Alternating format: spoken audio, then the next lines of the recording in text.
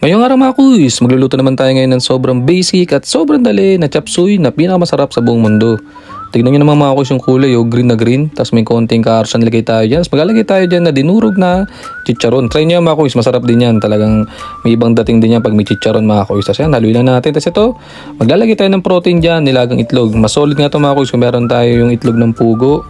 Wala. Yan ang ilalagay natin mga kuys. Tapos ito, pe-prepare na natin. Ito yung mga gamitin natin. Sobrang basic lang ng mga chop suey mga kuys. Siguro pa nagluto tayong chop suey, wag lang naman natin siguro lagyan ng halokbate yan, tsaka kalabasa.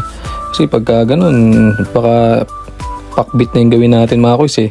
Yan. Tapos yan mga kuys, pagka ganyan setup na natin yan, sisimulan natin mga kuys. Painitin lang natin yung kawali, naglagay tayo ng mantika dyan. Tapos ito, unahin natin yung baboy. Pagmamantikain natin yung mga kuys, tsaka semi-tutustahin natin yan para lumabas talaga yung sarap ng baboy na yan. Halo lang tayo dyan mga kuys. Bali, liempo yung ginamit natin dyan mga kuys. Tapos ito, maglalagay tayo dyan ng hibisco asin para malabas natin yung moisture ng karne ng baboy. Halo lang tayo dyan mga kuys. Gusto natin to matusta at magmantika para mas maging solid naman. Pagka ganyan yung itsura mga kuys, lagyan na natin yung sibuyas at bawang natin. Sabay na natin mga kuys, yan, gisa lang din tayo dyan.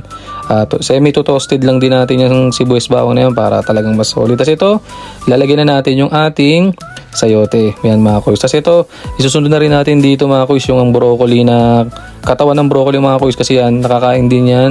Pabalatan nyo lang, tapos hiwa-hiwain nyo lang. Kukunin nyo lang yung talagang medyo malambot na part.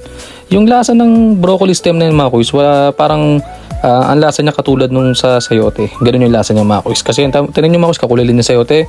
Kasi yan, maglalagay lang tayo ng patis dyan mga kuys. Tapos ito, maglagay tayo ng organic na pork cubes.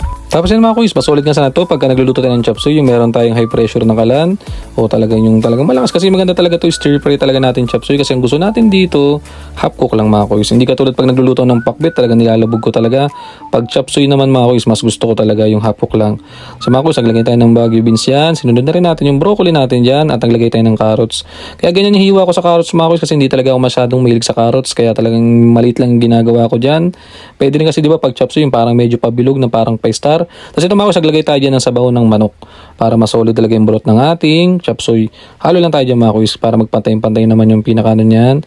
Tapos yan mga kuys, nag-aabo lang tayo dito, nag-adobo lang ako ng atay ng manok, sinama ko dyan, mas makakasolid dyan kasi pag ako minsan nagluluto ako ng chop suey mga kuys, walang baboy, talagang kailangan talaga may atay, tapos may puso ng manok, ang sarap talaga niyan mga kuys.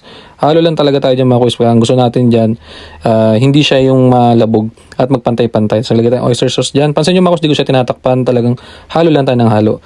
Tapos naglagyan na tayo ng kuys ng sitsaro dyan, saglit lang talaga maluluto yan, at yung green bell pepper at celery. Sinama ko na rin yung dahon mga kuys talagang para mas solid. Sayang kung itatapon natin. Pero makakatulong sa sarap yan mga kuys, celery. Ang sarap sa chop suey niyan. Salo lang tayo. Tapos naglagay tayo dito ng Baguio pechay.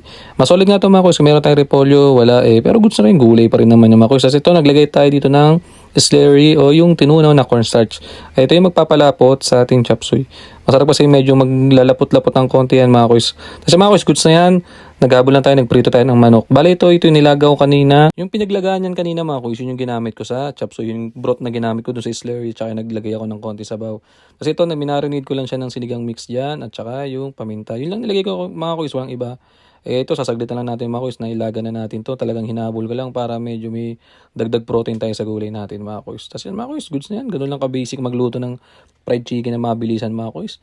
Tapos syempre ako talaga pag chop suey, naku po, tuyo mga kuys. Yan ang dabi sa chop suey mga kuys. Walang sinabi yung manok na niluto ko na yun. Sa mga bata lang ito, sa akin, tuyo. Tapos ang gusto ko dito, toasted mga kuys kasi kinakain ko talaga yung ulo. Ako mga kuys, pag kinain, kain ko lahat yan mga kuys. Sayang Ang bango na ito mga kuys, kunamin yan. Tapos yung mga kuys, nakaluto tayo ng sobrang basic at sobrang dali na chop suey na nilagyan ng siling pampapogi. Tara mga kuys, kain. Salamat.